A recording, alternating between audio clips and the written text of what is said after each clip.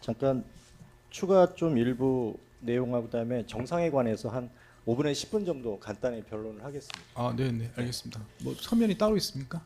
그 제출용을 이게 준비를 하지 못해서 저희가 이거 참고 자료라도 나중에 정리해서 제출하겠습니다. 네, 알겠습니다.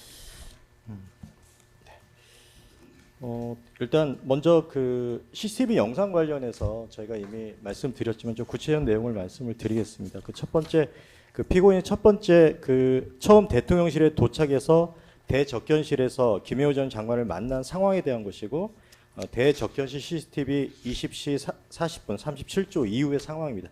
특검은 이때 이제 이미 이야기한 것처럼 김혜호 장관이 피고인 처음 오자마자 대통령께서 비상계엄을 선포하려고 하시는 것 같다 이렇게 이야기를 했다고 주장하고 있습니다. 하지만 CCTV 영상을 자세히 살펴보시면 피고인이 처음 대접견실에 들어오면서 환하게 웃는 얼굴로 김영호 장관과 조화하는 모습을 우리가 확인할 수 있습니다. 당시 피고인은 본인이 진술하신 것처럼 대통령으로 막 취임한 트럼프 미국 대통령이 지금 윤석열 전 대통령과 정상회담이 이루어진 그런 것으로 예상하고 대통령실에 도착했고 이런 어떤 좋은 소식이 있기 때문에 지금 당시 그러한 모습으로 대통령실에 들어왔다고 이렇게 저희는 일단 짐작을 하고 있습니다.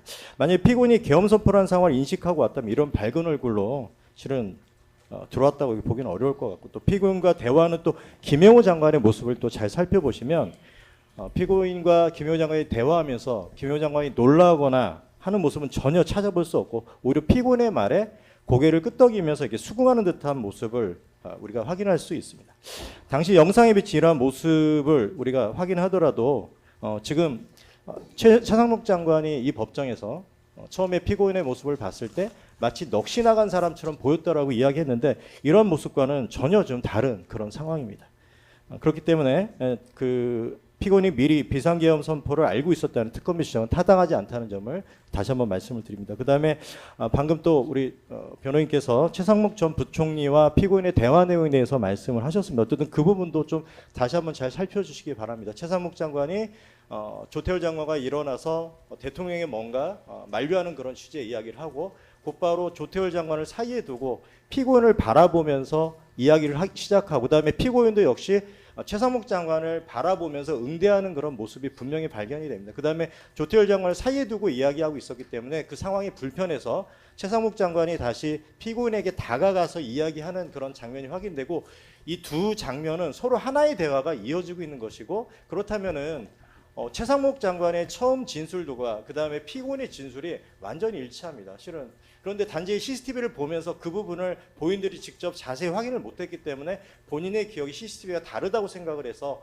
실은 수사기관이나 그다음에 법정에 나와서 진술을 변경한 것으로 저희는 생각을 하고 있습니다. 그렇기 때문에 이러한 부분도 실은 너무나 중요한 그런 피고인이 계엄을 반대했다는 그런 중요한 정황이 되기 때문에 다시 한번 사실 진정에 대한 판단을 하심에 있어서 잘 살펴주시기를 부탁을 드리겠습니다. 그리고 세 번째로 피고인이 최대한 국무위원들을 많이 불러서 대통령의 반대 의견을 피력하도록 하였다고 주장하고 있는데 최상목 전 부총리 외에는 와서 특별히 반대한 사람이 없는 거 아닌가라는 어떤 그런 비난을 그 반대 의견을 또 받고 있습니다. 그런데 이 부분도 실황조선 CCTV 영상을 보면 최상목 장관이 21시 59분 22초에 이제 대접견실에 도착해서 반대 의견을 표명했고 그 이후부터 송미령 장관과 우영주 장관 그다음에 조기영 장관 그다음에 박사원 장관이 도착해서는 실은 대통령이 거의 나오기 직전에 아니면 대통령실이 대접기실로 나와서 한참 이야기하고 있을 때 이 다른 국무위원들이 도착을 했습니다.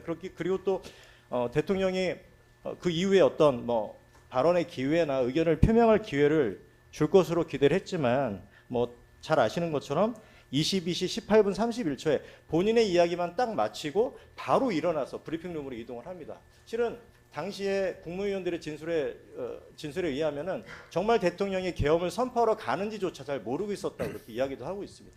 이런 대통령의 일방적이고 돌발적인 행위를 피고인이 예상하지 못했던 것이지 실은 피고인이 국민들이 와서 반대 의견을 표명하도록 하였다는 어떤 그 의도 자체가 실은 허위가 아니라는 점도 다시 한번 CCTV 내용을 잘 확인하시면서 살펴주시기 부탁드립니다. 그다음에 포고령 관련 진술 변경에 대해서 잠깐 말씀드리겠습니다. 일단 피고인이 수사기관 조사받으면서 처음에 일관되게 포고령을 보거나 받은 기억이 없다고 진술을 하였습니다. 그러다가 2025년 8월 19일 날 특검에서 조사받으면서 변호인이 퇴실한 상태에서 CCTV 영상을 보고 또 김영호의 진술 조서를 확인한 후에 비로소 포고령을 받은 것 같다고 진술을 변경하였습니다.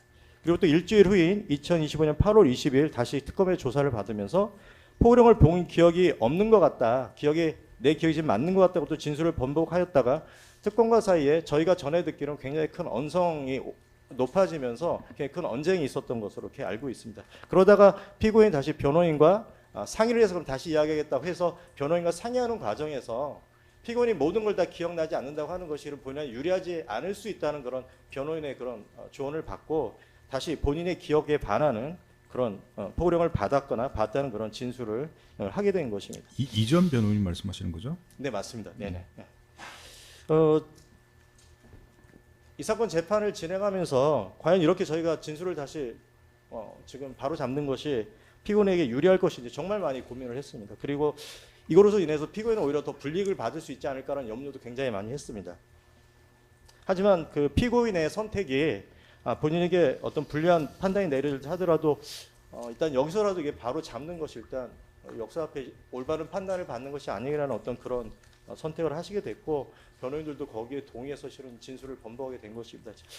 내용을 보시면 아시겠지만 가장 마지막 진술에 포고령을 받고 그 내용을 읽어보고 놀랬다는 어떤 내용들이 점점 이전보다도 구체화되고 더 기억이 더 명료해진 약간 굉장히 자연스럽지 않은 그런 현상들도 발견할 수 있습니다. 일단 그런 부분들을 잘 고려하셔서 과연 이 진술과 관련된 진실이 무엇인지 정말 정확하게 규명해 주시기를 간곡히 부탁드리겠습니다. 정상에 대해서 말씀드리겠습니다. 이 사건은 계엄 또 대통령 탄핵 또 이 내란 특검이라는 초유의 사태 속에서 진행되었고 또 그 과정이 정말 속속들이 국민들의 높은 관심 속에서 언론에 실시간으로 보도되면서 이렇게 진행이 되었습니다. 그리고 지금까지 한 2달 반 동안 정말 재판부의 정말 엄격하고 엄중한 그런 재판 진행하에 특검과 변호인단 모두 그 무게를 깊이 인식하면서 치열한 심리 과정을 거쳐왔습니다. 특히 이 사건은 내란 특검이 기소한 여러 사건들 중에 가장 먼저 결론이 내려지는 그런 사건이고 그 향후 관련 사건들에 직간접적으로 매우 큰 영향을 미칠 것으로 이렇게 다들 이해하고 있습니다. 그리고 이런 상황에서 재판부에서 느끼실 부담이 얼마나 클지 저희가 감히 헤아리기도 어렵다고 생각합니다. 그리고 이미 언론을 통해서 또 재판이 중계되면서 피고인은 역사적으로 또 정치적으로 이미 단죄가 된 상태라고 저희는 생각합니다. 부디 바라옵기는 재판장님과 두 분 판사님께서 지금까지도 어려움 속에서 정말 공정하고 또 엄중하게 재판을 정말 진행해 오셨고 저희는 여기서 정말 경의를 표합니다. 부디 형사재판의 대원칙인 증거재판주의 그리고 의심스러울 때는 피고인의 이익으로라는 정말 대원칙이 잘 관철될 수 있도록 부디 정말 외부의 어떤 압력에 굴하지 마시고 정말 용기 있는 그런 판단을 해 주시라 저는 믿어 의심치 않습니다. 피고인은 올해 77세 그리고 피고인의 가족으로는 처가 한 명 있습니다. 78세의 고령이고 피고인의 처는 심각한 관절 질환으로 거동이 매우 어려운 상태입니다. 피고인은 오랜 공직생활 동안 국가경제 발전에 헌신하여 왔고 이로 인해 훈장도 수여받았습니다.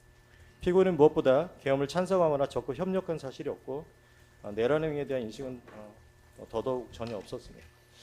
설령 재판부께서 정말 피고인에 대해서 저희 의견과 달리 유죄를 인정하신다 하더라도 이와 같은 사정을 깊이 참작하시고 피고인에게 법이 허용하는 최대한의 관대한 처분을 내려주시기를 간곡히 요청을 드리겠습니다.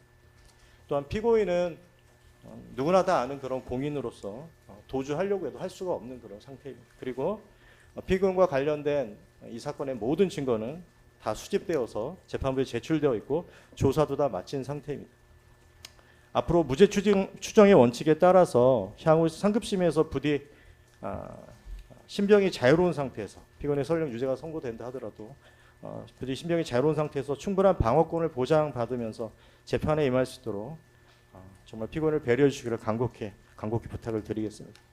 지금까지 여러모로 민감하고 또 장시간 진행된 재판임에도 충실하고 공정하게 심리를 진행해 주신 우리 재판부께 깊은 경의를 표합니다. 그리고 아울러 그동안 함께 수고하신 우리 특검팀에도 감사의 말씀을 드리겠습니다. 이상으로 최종 변론 마치겠습니다. 끝까지 경청해 주셔서 감사드립니다.